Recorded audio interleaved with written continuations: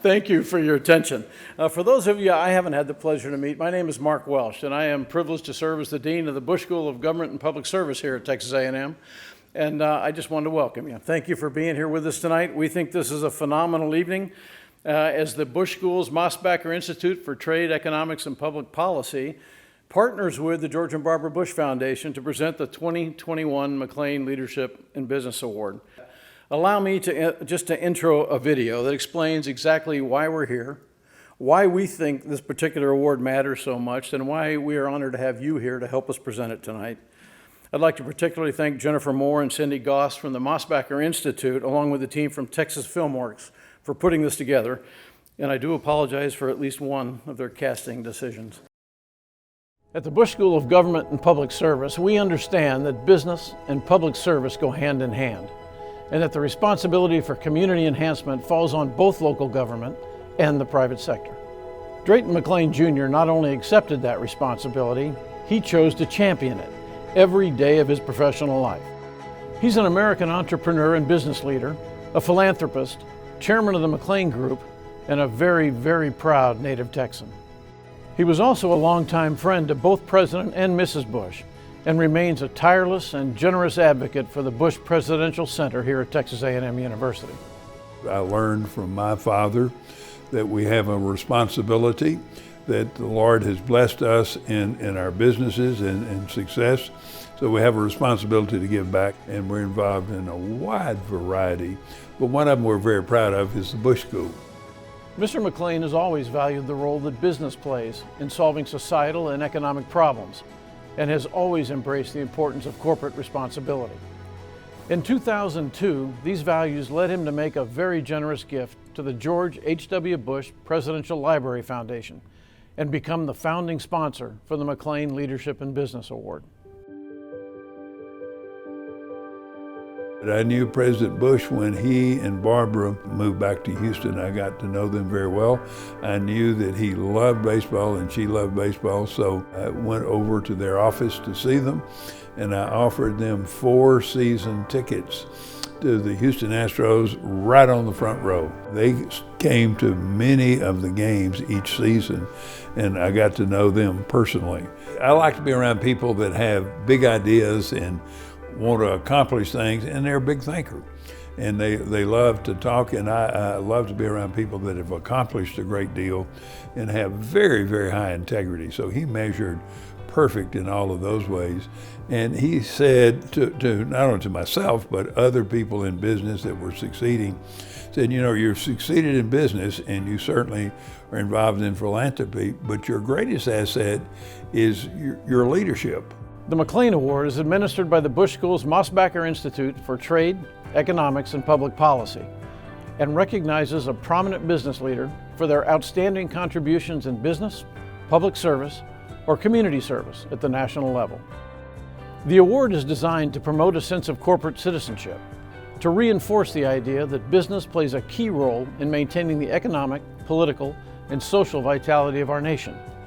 In today's interdependent economy, communities must develop leaders who seek collective solutions to common problems and who understand their role in developing a community that can compete in tomorrow's environment.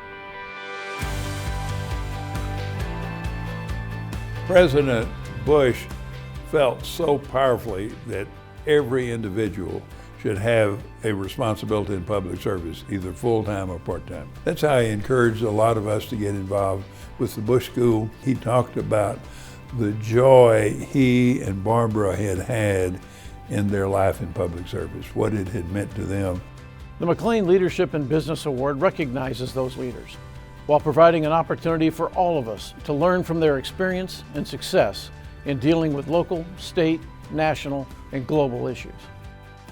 We all need role models. We need people we admire and respect. So we need to go back and find out what made them so successful. And as they come to receive this award, they've all talked about from their childhood to where they are today in business, that what has been imparted in their life. And so we can learn from those examples. Receiving the McLane Leadership in Business Award is a tremendous honor. Recipients stand shoulder to shoulder with the most accomplished and remarkable business leaders anywhere. Couldn't be happier with our friends of the George Bush Library Foundation, indeed all of you tonight, for the presentation of an award bearing the name of one very good friend to yet another good friend. Chuck, come on out.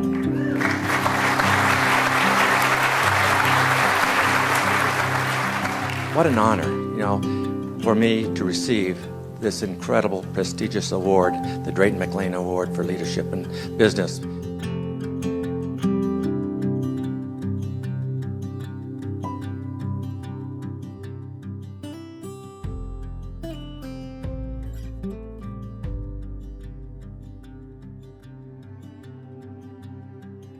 If ever there was an example of ordinary, you're looking at it right here, including my educational deficit, as argued.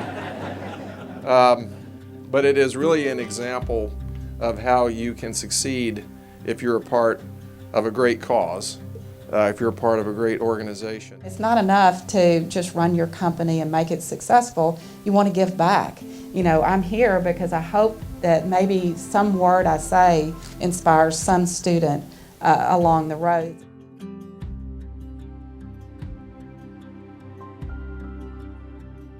But what a unique opportunity we have to develop our purpose, develop our ability, develop our passion to really do something much more than any of us could do otherwise, and realize that it's really not about us. So my thoughts and prayers are that we can each live lives of significance.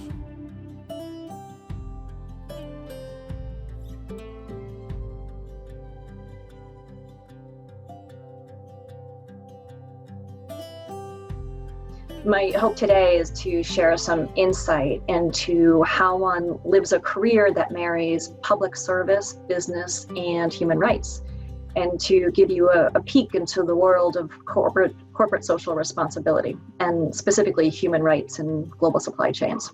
There is so much that we can learn from the careers of past awardees, but one theme stands out to us here at the Bush School, and that is how none of these leaders rose to the top of their field on their own.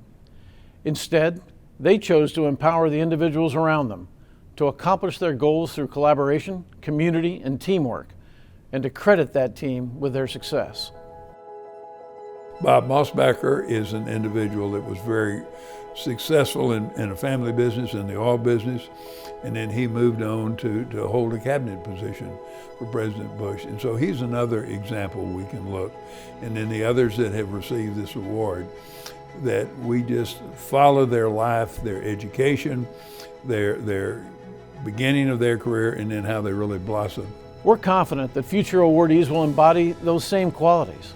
And through their recognition, we hope to educate our youth and the general public about corporate citizenship, and to instill in every citizen a dedication to the noble calling of public service. We are eternally grateful to Drayton McLane Jr. for his vision in establishing this incredible award.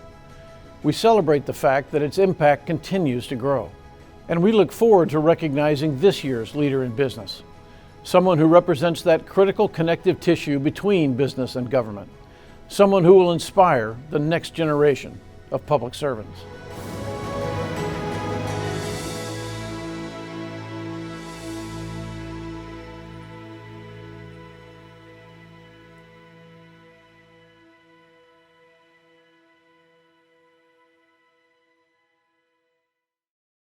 A big thank you for everybody who made tonight possible. An extra thank you to Jennifer who put this together. So Jennifer, thank you so much for all that you did. And what I really appreciated about Mark's comments of the partnership that we have here at the Bush Center is that it goes throughout this community and this university. I mean, I've been honored to be at the Bush Foundation for not quite a year yet, but the hospitality in Aggie Land, as you all know, is extraordinary. It's unmatched. And the support that we get at the Bush Center here, the honor I have to work with Mark Welsh and Warren Finch every day, I'm so thankful for. And the support that we get from Texas A&M. I mean, it's an extraordinary relationship. Dr. Banks was here earlier. She's so supportive of what happens here at the Bush Center, Chancellor Sharp, and of course we've noted Tim and Mike here from the Board of Regents. It's just a real honor to be part of this family and this community. Mark covered a lot, and this incredible video did as well. A big shout out to Michael, who was calm under pressure. You know, all of us are tested in life, And Michael, well done passing that test with flying colors. So we wouldn't be here tonight without a couple of folks. The Mosbacher family, I think, is so integral to what we do here at the Bush Center and the Bush School. Secretary Mosbacher was highlighted in the video. His son, Rob Mosbacher, who has followed in his dad's tradition of great success in business and government, couldn't be with us tonight, but I know he sends his very best regards. And he's so engaged, as I know Raymond knows, and he serves on our board at the foundation. So we're so thankful for that long-term relationship we've had with Mosbacher Institute. I also want to acknowledge Raymond Robertson. He's the director of the Mosbacher Institute. He's going to join us on stage here in a minute. But, I know how proud Rob Mosbacher is and Mark Welsh that Raymond has taken on this challenge as director of the Mosbacher Institute. I don't know how he has the time, but he's also the RIU chair at the Bush School as well, which is an extraordinary honor. And another, Mr. RIU is a longtime friend of the Bushes and a member of our board here at the foundation. So everything's interconnected in Aggie land and Bush world. So Raymond got his undergraduate degree at Trinity in San Antonio, which you all know is a great school.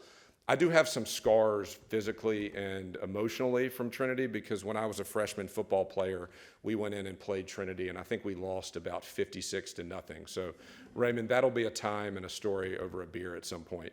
He also has a master's and a PhD from a school in Austin that I can't remember the name of, but it's one of the top 5 or 6 schools in the state of Texas, and we're proud to have him here on the A&M faculty now. And then it goes without saying the role that the McLane family has had in the history of the Bush School here in the Bush Center in Drayton. We're so thankful for all that you do and what your family does to make everything possible here. Drayton's business successes are legendary, and I could spend a couple hours going through those, but I don't think he would like me for doing it. But what I would say is that what I've learned about him from his friends and from members of the Bush family is that for every success he has in business, he gives it back tenfold to the community. And I think that's the spirit of why the Bush School and the Mosbacher Institute are so happy and honored to give the McLane Award. And you saw all those amazing past recipients who have received it. And so you think about someone who exemplifies business success, who exemplifies giving back to the community, and who has an incredible amount of humility that I'd like to think I would have if I was as successful as Drayton McLane. And our honoree tonight exemplifies that. Ryan Lance is an extraordinary individual. If you haven't gotten to know him, please shake his hand after this event today. He really is an incredible person. He's been head of ConocoPhillips now for almost a decade. He's taken them to new heights. I could, talk about the share price and the value of the company and the incredible profits that he has brought to the workforce. But he's had an amazing career globally. He was at ARCO at one point in his career, and he's moved up the ladder as a petroleum engineer at ConocoPhillips. But I think when Dean Welsh and myself and Raymond were talking with Mr. McLane about who the recipient should be, Ryan checks all the boxes and more. What he's done for the community in the state of Texas and nationally is extraordinary. He's a graduate of Montana Tech, and I know he still does a lot in his home state of Montana, and they're very thankful for that. He's very interested in the outdoors, and so he's a longtime supporter of the National Fish and Wildlife Foundation, the PGA Foundation, and of course, we're proud of our affiliation here at the Bush Center with him. So he's on the foundation's board here at the George and Barbara Bush Foundation. And as many of you know, ConocoPhillips has always been an incredible supporter of the Bush Center, of the Bush School and the Bush Foundation.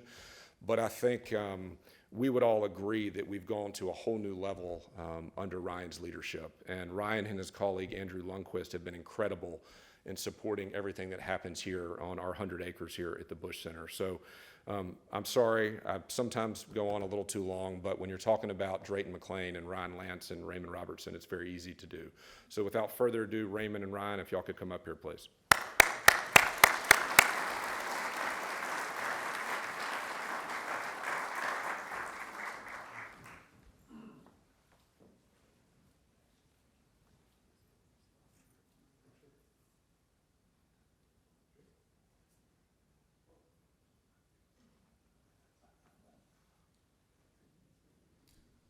Howdy. So I'm not didn't make my way to A&M. Wasn't fortunate enough to graduate from this austere school, but I need you to know I'm an Aggie dad.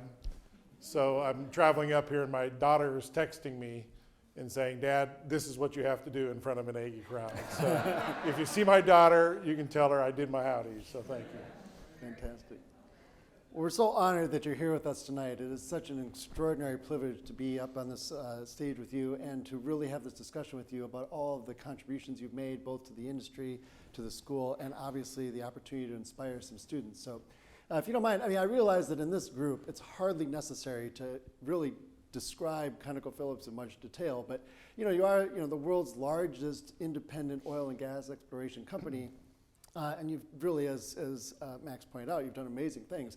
Can you talk a little bit about some, just for those who might not be as familiar as others, just what are some of the core services and core businesses that you have and where you're located? Yeah, so thank you. But first, let me just say thank you, Drayton. This is an incredible honor and a privilege. I think what you've done to bring business and give back to the community stands tall for everybody to follow. And if I can just do a fraction of what you've done over your lifetime and career, I would huge a big check mark to what we're trying to do. So thank you for that. And the past recipients that are here, I got a little bit worried because I met Cindy earlier today, and she goes, I had to drag out my old slides. What are your slides going to look like? And I thought, well, crap, I better go back to work here a little bit. So, and to follow that video with those. The people that have been honored before me is just an incredible group of people to get associated with. So sincerely thank you for this opportunity. But so back to your question. Yeah. So ConocoPhillips, we've been through a bit of a journey. We're a 106-year-old company. Our roots go back to Phillips Petroleum and Conoco. It started in Ponca City, Oklahoma, and Bartlesville, Oklahoma. Through a lot of change, a lot of mergers, and a lot of activity, we're an integrated company, meaning we had refining, we had marketing, gas stations, an upstream division, petrochemical division, and merged the two companies together in 2002 to form what at the time was the third largest U.S. oil company in the world today. And then in 2012, we spun the company, meaning we took our downstream, our petrochemical business, and our refining business and spun that into another publicly traded company that's called Phillips 66 today. And ConocoPhillips became the world's largest independent oil company. So we're just an exploration and production company. So we don't have refineries, we don't have gas stations, so we're just focused on exploration and production. Today we're in about 17 countries around the world, from China to Malaysia to Australia to the Middle East to Norway, Alaska, Canada, and here in the U.S. We've been fortunate to do a couple of transactions over the last months. I spent a little bit of money, spent about $20 billion over the last 8 months to get to know Tim Leach, who you all know very well, who agreed to join our company and come together with Contra Resources, and then lately another transaction where we bought some assets in the Permian. But we're a company too that kind of embraced this volatility in this oil business that we've seen. So we went through a number of changes, just like a lot of exploration and production companies have done in this business, and really stepped back about 5 years ago and said, we got to change what we're doing. It's insanity to chase these prices up only to have to chase them right back down again. So we're a great believer the volatility is here to stay in our business. Commodity business, it's supply, demand, it's global. And in today, we also recognize that there's probably 3 places around the world that are important in this business. It's the US, probably the Permian Basin, it's Russia, and it's the Middle East, and Middle East is code for Saudi Arabia. So that's the playing field that we're dealing with in this business. So we had to embrace volatility, so we had to do a couple of principles in the company that I think were important. Have a very strong balance sheet, have a disciplined return, have a great low cost of supply resource base to be able to manage through this volatility. And then you've got to have ESG excellence. You got to be concerned about the sustainability of this business going forward over the long haul.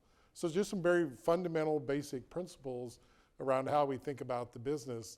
And it is about giving returns of and on your capital. Shareholders matter. 10, 15 years ago, many in this room remember when E&P companies were 15% of the S&P 500. Today we're 2% and probably falling.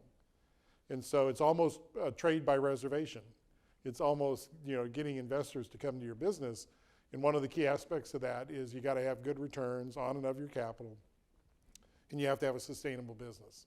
So we kind of have a triple mandate in this business. We say three things you got to do. It is about supplying affordable, reliable energy to all four corners of the world, regardless of what transition demand scenario we're on. And I know we'll talk about that, but you got to do that as a company. You got to do that through low-cost supply resources. You have to do that sustainably. So we have to take care of the emissions that we create as a company. We have to have a plan to deal with those, and it'd be a credible plan to deal with the emissions that we create as a company. And then thirdly, you got to give money back. You got to show returns of and on capital to attract investors back into the business. So that's kind of what we refer to as our triple mandate. And we do that through a global diverse portfolio, company that's been around 100 years, and we believe in that.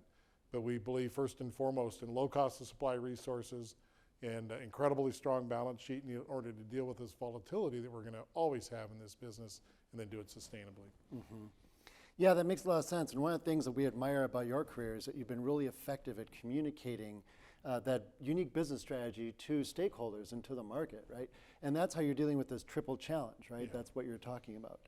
So looking ahead a little bit into the market, have you had a sense of where do you see oil prices going in the near term, right? Everyone wants to know what you're thinking about that. They're going to go up and they're going to go down, but not necessarily in that order. And yeah, it's you know, right now we're coming through a world, you know, this global pandemic's been horrific. I mean, it's been horrific around all four corners of the globe. We've had to deal with it, everybody's had to deal with it, and demand got destroyed as a result of everybody shutting down. That demand is starting to recover. The excess supply that's in the market is starting to come into the market, but it's pretty clear that the lack of investment and what's not been done in the market is going to lead to pretty strong markets over the next, I believe, next couple of years. I think it's going to be good for our business over the next couple of years. It's interesting, I get asked, how's your business going? How are you feeling? What do you feel like?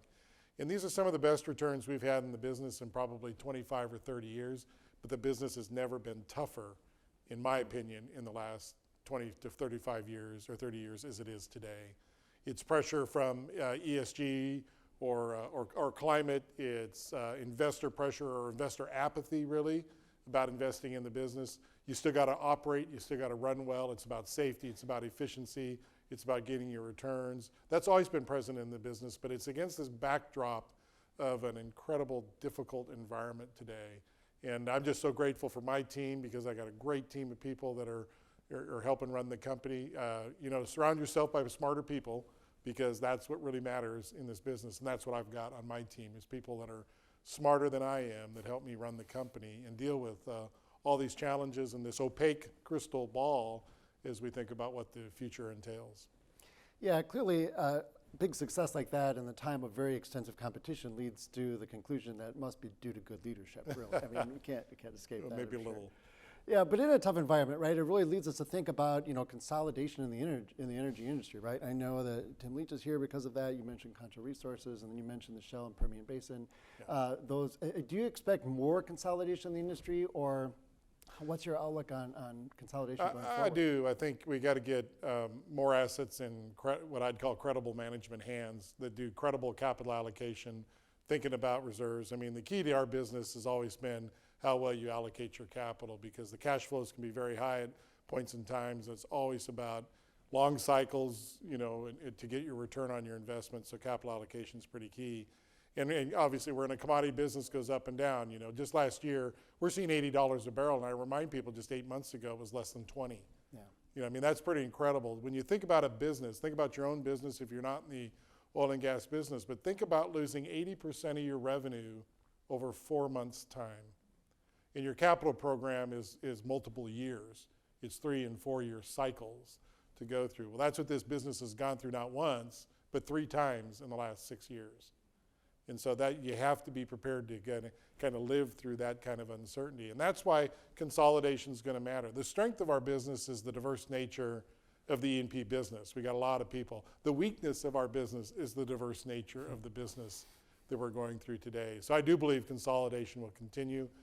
I think you have to be patient and persistent around that because value matters, obviously, at the end of the day. And I think that's what we've been able to accomplish over the course of the last year. So are you at all concerned that ConocoPhillips might be the target of purchase in some way in the future? Or? The best defense is a good offense. And we're playing offense.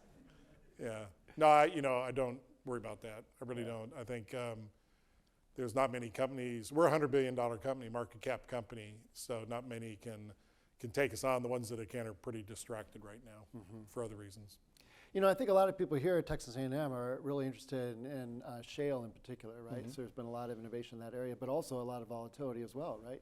So do you have a sense of you working in shale? I mean, how is the prognosis for shale looking? I know it's quite good. People ask me, what inning are we in? Are we, people think we're in the 8th and the 9th inning of the shale game. We're not. We're mid-game. What our team is doing is just incredible. Tim's leading a big part of our company, and just incredible what's happening on the technology and the efficiency side. We're getting so much more done. We're breaking records every week or every month right now. So the shale is here to stay.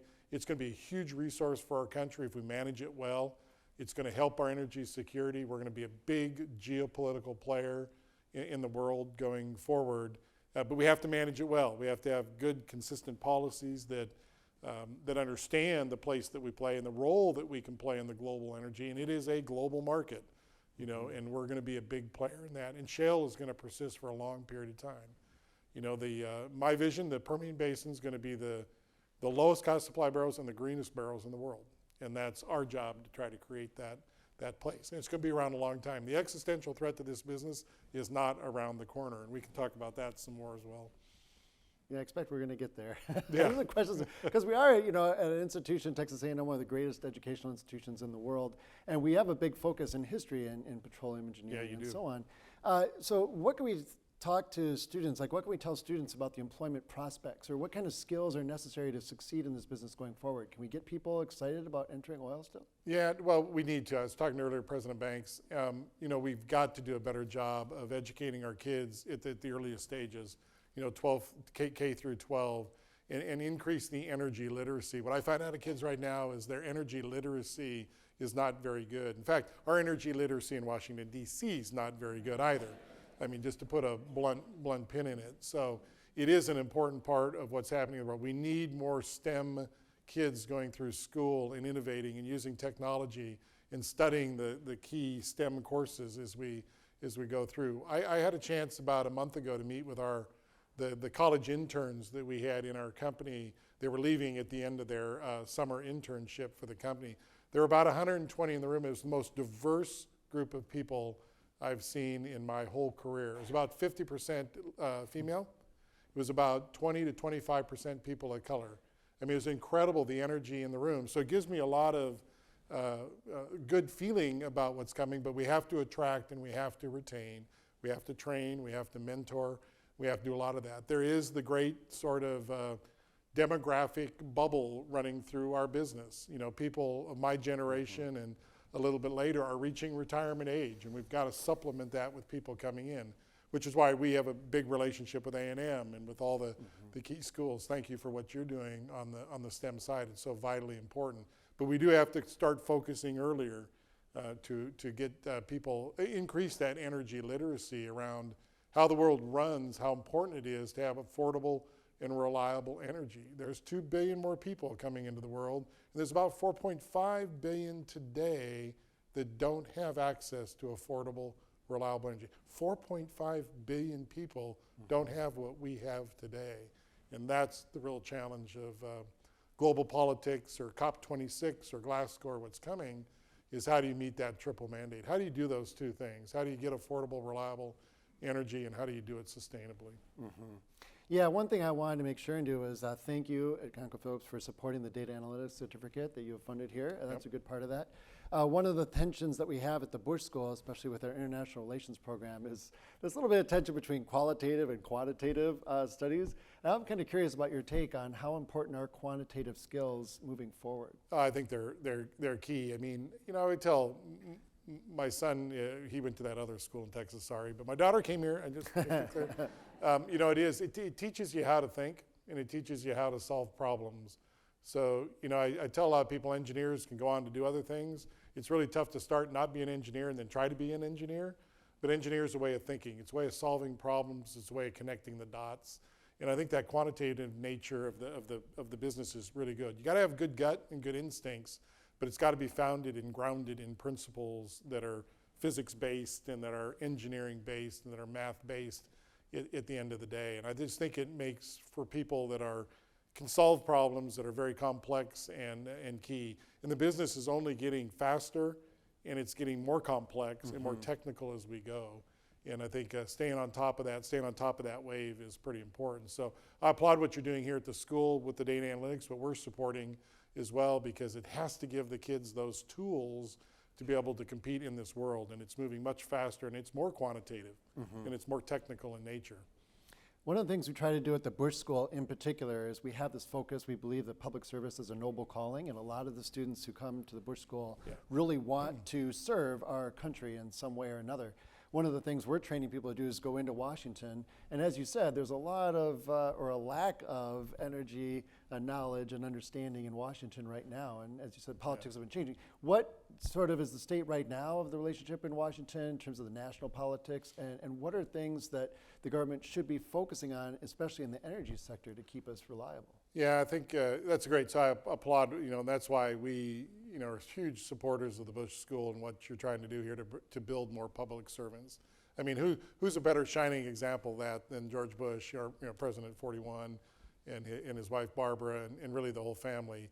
The statesmanship, the dedication to public service. That's really what I think is a lot of that humility, a lot of that tenacity, that relentless pursuit of the good that the Bushes represented is really, really missing a lot in society today. So I think what you're building and what we're doing here at the Bush School, that's why we support it, that's why we're passionate about what's going on, is because that is building the next future leaders.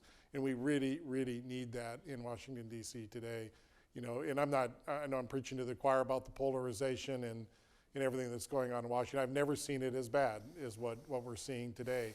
And when it comes to energy, the policies that are going in today, and I hope I don't offend anybody, I'm not trying to offend anybody, but the approach to juxtaposing energy with climate and all of that, we're going to spend a lot of money as a country. We're probably going to hurt the economy, and we're probably not going to make a dent in the climate. And that's what's happening today with the policies that they're trying to do. They're going after the supply side of the equation. They're going after U.S. publicly traded companies. We represent less than 8% of the supply. What does that do? That cedes control to places that aren't going to be as secure. They're nearly not as clean or environmentally sound as what companies here in the United States do. And that's a problem with the policy today that's going on. The clean energy standards are not going to fix this problem on a global scale that it needs to be fixed on. And don't get me wrong, we are going through an energy transition. We've been going through one for 80 years. We burned coal and wood 80 years ago as a society here in the United States. Then we got to coal, then we got to oil, then we got to natural gas. Now we're fortunate to have some wind and some solar, some nuclear. So it is all about the above, but it is a transition we're going through, and we're going to be continuing to go through a transition for the next 50, 60, and 70 years. And oil and gas is still going to be an important role in that. And I think it's just that recognition by our policymakers is absent. And I think that's what's driving this disconnect and this polarization again in something that should be a very easy solution.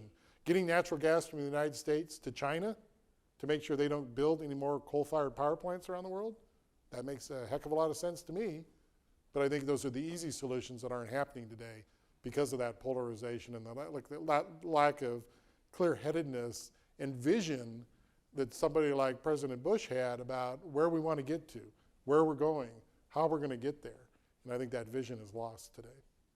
So one of the concerns that we see in Washington a lot of times is that Washington, our elected officials are oftentimes just a reflection of the public, right? So what are some of the common misperceptions that the public has about the oil and gas sector that now you have this opportunity to address a little bit? Yeah, so I think the public, I think, is generally energy. They don't understand when they flip a switch, why the lights came on or why the heat. So it is about education. It is about understanding how the supply chain in our energy business works, and it's quite incredible, and it's quite big, complex, and complicated, and it takes a lot to get the affordable and reliable energy that we have going on.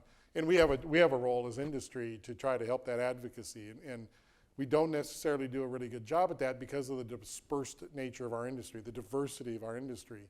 So we end to be lowest common denominator. What are we trying to do as a company? Through our associations like the American Petroleum Institute, the Independent Producers Association, IPAA. We really got to raise the floor. And I think we have a responsibility as an industry, I think, to do three things. We've got to take care of our methane emissions. We can't have leaky valves and tank hatches and all that. That's eminently fixable, and we need to do that as an industry. We got to fix flaring as an industry. There's no reason why we should be flaring other than when we have a safety or a problem like that. And thirdly, we got to take care of orphaned wells. Those are industry things that are solvable, eminently solvable. And I think we have to do those to give confidence to the public and confidence to the citizens that we're fixing our own problems while also, spending the capital, doing the investments to grow the production and increase the energy security of the United States. So one thing I do just want to clarify is that ConocoPhillips has never been a climate change denier at all. As a matter of fact, you've been way out in front of accommodating the Paris Climate Accords and making changes within the company to minimize your footprint. Would you like to just talk a little bit about how you've been working to minimize the carbon footprint within the company? Yeah, so we get a lot of accusations. I appreciate you talking about, that we're climate denier. The industry is climate deniers. In fact, we were some of the early supporters of a cap and trade system back in 2003. You might remember, the Waxman-Markey bill, that came through, and ConocoPhillips, who've long recognized the planet's warming. Burning of fossil fuels is contributing to that. We have to do something about this. And so our company, we came out with what we call the Paris-aligned climate risk strategy. And at its fundamental core, what it says is that every company, I don't care what industry you're in, and it's harder to do in other industries, I admit that, and it's hard to do in our industry, but if you can take care of the emissions that you create in producing the oil and gas that you have, in the climate vernacular, that's called Scope 1 and Scope 2 emissions. If each company and everybody took care of their own emissions that they create, then this problem solves itself. And I think you have to have credible pathways to go do that. So that's what we formed. We came out about 3 years ago and said, we've got a plan to eliminate our Scope 1 and Scope 2 emissions, the emissions we create when we produce oil and gas and put them into the market. And we have a plan to get to net zero by 2050, which is compliant with the Paris Agreement. We don't know exactly how we're going to get there by 2050. We have targets in place to get there by 2030 that if we continue on that trajectory, we get to 2050. But I know technology is going to improve, costs are going to improve, things are going to improve. And what are the kinds of things that will help? Carbon capture and sequestration, put it in the ground. Nature-based offsets, a big issue that Texas A&M is working on today that you guys need to accelerate and move quicker, because that is going to play a large role in this energy transition going forward as well. And we're trying to work on that. Hydrogen's probably something that's coming, but it's 50 years away. But ultimately, it's probably going to be a fuel that can use the existing infrastructure and something that the world can grapple with down the road. But we got to figure out how to get that hydrogen from water as easily as we get it from methane or from CH4, and getting that hydrogen atom out of there. So those are some of, I think, the challenges. But we've long embraced that. We said we got to be a part of the solution. And I think that's the other problem in Washington, D.C., is they're isolating this industry over to the corner and saying, you guys are the bad guys, you can't be part of that solution. And it's the absolute wrong thing to be doing, because we have the technical know-how, the guts and the capital, and we've got the ability to be a part of that solution if they would just embrace that. Well, can we talk a little bit about that solution? There's this idea of the lower carbon future generally, right? So right now you have a very strong concentration in some sectors of the energy economy, right?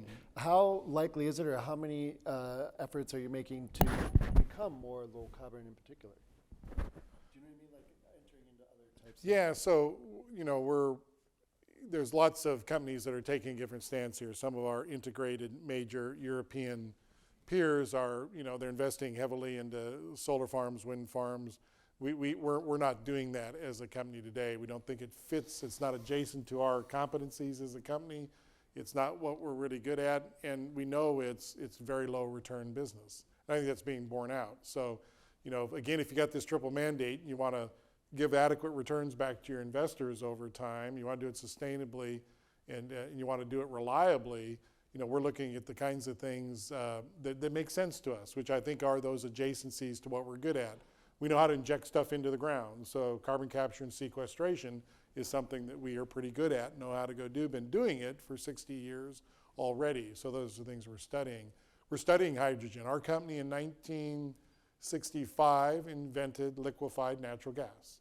So we were the first company to export liquefied natural gas from a small little field in Alaska and send it to Japan, and put it on a ship and got to know customers that were willing to take that. So there's some adjacency to helping to develop a hydrogen economy, which will probably start in places like Korea and Japan before it will come to a broader application across here. So I've got a small team, what we call our low carbon team, that we're giving seed money to try to understand. We're seeding venture capital, we're seeding smart people with lots of great ideas, to try to figure out what that low carbon future is. Whatever transition pathway that we're on, can we accelerate that, and what would that look like, and how do we make it a cheaper, more reliable pathway? Mm-hmm. And that's really going to be critical going forward. I mean, do you anticipate that the growth of these renewables and other sources are going to be affecting oil prices going forward as well? Well, yeah, absolutely. I think I would say they're affecting them a bit today because of the growth in the renewable industry, and the renewable industry will continue to grow. I think where the wind blows and the sun shines, we ought to be putting solar panels up and wind farms. So we do believe it's all the above. I think nuclear is being shut out today irresponsibly. I think nuclear should be a part of the equation, and oil and gas is going to be a part of the equation. If you look at the IEA or any one of the scenarios that you follow, if it's a 1.5 degree or 2 degree, whatever Paris aligned climate scenario you follow, by 2050, 40 to 50% of the energy is generated from oil and gas in 2050. Mm-hmm. So that should tell you, it doesn't matter what scenario you're looking at, you need it all. Mm-hmm. I grew up in Montana, and so it's north. It gets cold in the winter. What happens in the winter when we try to heat our homes in Montana? The wind doesn't blow and the sun doesn't generally shine. So anybody has a home up in Colorado or Montana, or fortunate, if you're fortunate to be in Montana, like I am, that's a fact. There's 1.5 billion people that live in the northern hemisphere around the world today, and you can't heat your home when it gets cold like that, right? So I think that's why people have to recognize it's going to be an all the above. How do we do that responsibly for each one of those pieces? Mm-hmm. And I think if people just recognize that and accept that, we would actually make a lot more progress to a cleaner future than what we're doing today. You need all hands on deck. You absolutely do. I mean, that's what you can't be shutting out. A solution, again, for sub-Saharan African, who still hoes the ground with a hoe, is trying to figure out how to put an oxen in a plow, let alone getting to a tractor. And their answer is different, than what many people are trying to impose upon them. It's not going to help them. If you're worried about the human condition, advancement of the human condition, affordable, reliable energy is the answer. Mm-hmm. You show me a place that has bad air and bad water, I'll show you one thing in common: they don't have access to affordable energy. There's a one-to-one correspondence for that anywhere you go around the world. Mm-hmm. Yeah, it's a key factor in economic development as well, which we also focus on here at the Bush School, and trying to provide more sources of energy to the developing world is obviously critical to your mission and some of the things that you've done. Right, absolutely. Yeah. I would love to keep talking about sort of the oil sector. I know lots of people are really interested personally in it, but I can't resist asking you a little bit about your own history, if you don't mind. I mean, sure. We're really curious about sort of how did you develop some of these leadership values that you've been so successful at communicating at your company? I mean, can you tell us a little bit about some of the events that happened early on that really affected you and shaped your vision? Yeah, no, it's a couple things probably influenced me a lot early in my career, and it's why I have such an affinity for public service and for military service. My dad was a career man in the Air Force, so we moved all over, and just instills a set of morals, ethics, and discipline in how you're brought up that I have a tremendous amount of respect. I didn't get the opportunity to serve, but I watched my dad for 28 years, through 2 tours of Vietnam. So I think it comes with how you're brought up, and I spent a lot of time on a family farm with my grandfather. So I think it kind of the roots about how you're brought up, and mm-hmm. I knew I was pretty good. I understood what righty-tighty and lefty-loosey meant, so it was pretty good. I knew I wanted to be an engineer, and then just a lot of great opportunity growing up, and learned that you got to embrace change. One of the things I probably would have thought about differently is I should have embraced change a lot sooner, and that'd be my encouragement to the students and the people here today is. Change is always around us. Change happens every single day, and humans don't like it. We like to get up next day and do the exact same thing we did yesterday. But if you embrace change, look for the opportunities out of change, they will always, always, always be there. The problems with change are always, always there as well. So if you focus on them. So I think one thing I learned early on is embrace change and try to get exposure to as much as I could around the world. So we moved a lot, traveled a lot, and got just exposure to all the different pieces of the business. So one of the things we always like to ask our guests when they're coming in is, what kind of advice would you have for the current undergrads or graduate students? We have master's students here at the Bush School who are obviously interested in public policy, but A&M is a big school, lots of folks. What advice would you like to give to the next generation? Find your passion and relentlessly pursue it, whatever that passion is. It's so important to be happy with what you're doing. Find the right work-life balance. That's different for everybody.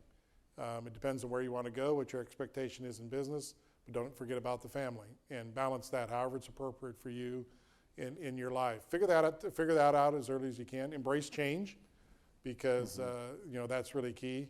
And the other thing I would tell you is the collaborative brain is a lot more powerful than any one individual brain. So surround yourself with good people. Surround yourself with people who are smarter than you are and better than you are, and it'll help elevate the whole thing. And it's it's about the team, and when the team succeeds, any one individual will succeed pretty quickly. I have a pretty simple leadership model. I learned this from Tony Best at ARCO many years ago, and it's SAM, S-A-M, set direction, align, and motivate. So figure out where you're going, get your team aligned behind that, and spend all your time motivating the team. And that's really been my sort of simple leadership model that I learned from people that I hugely respect in this business. Yeah, those are really going to resonate with our folks here tonight, and I think the students are going to love that advice. And I want to thank you so much for joining us here this evening, and I wish we could all give them another round of applause. Oh, thank you. For his time here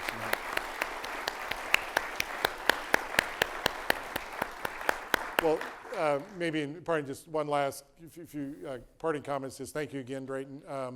What you've done here for establishing this kind of award, and the people that have come before me is a truly who's who in this industry and in the whole business community. And thank you, the Bush School, the Mosbacher Institute as well, for all that you do. We have a ton of respect for what goes on here and the leaders that you're developing for the future. So just keep up the good work, and anybody wants to work for ConocoPhillips, meet me out back when we're done here. I'm so glad you pointed out Drayton, because we have to invite Drayton up. We're going to present you with this award. So please come on up, Drayton.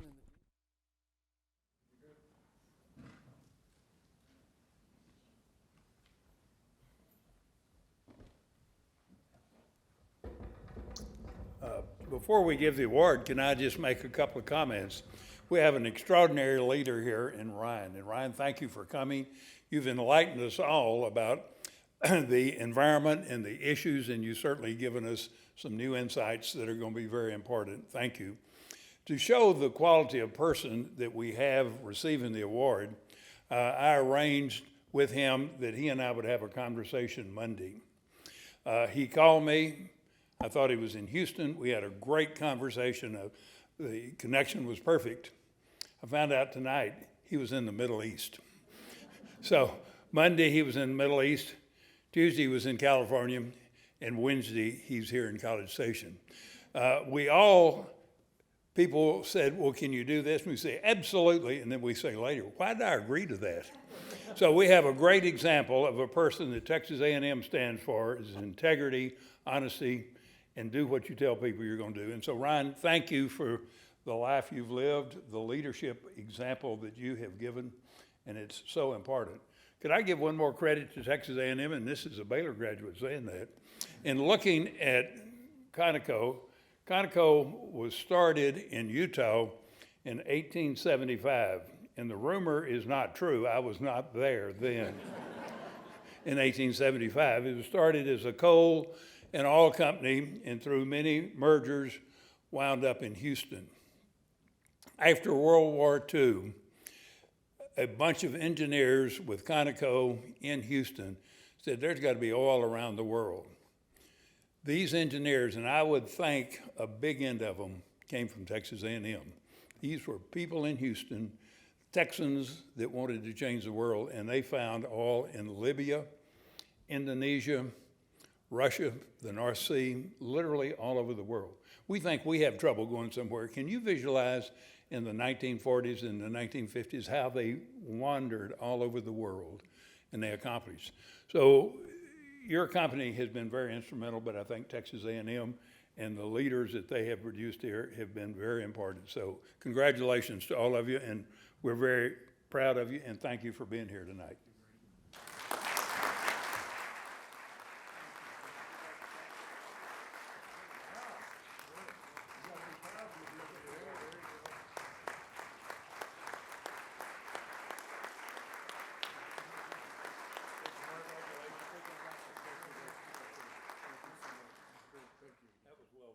I want to thank you all very much for joining us tonight. It's such an honor to have you. We invite you to all of our future Mosbacher Institute events and events at the Bush School. We really believe that you all are part of our family here, and we hope you feel at home and welcome at all times. Thank you all very much for joining us. We look forward to seeing you next time.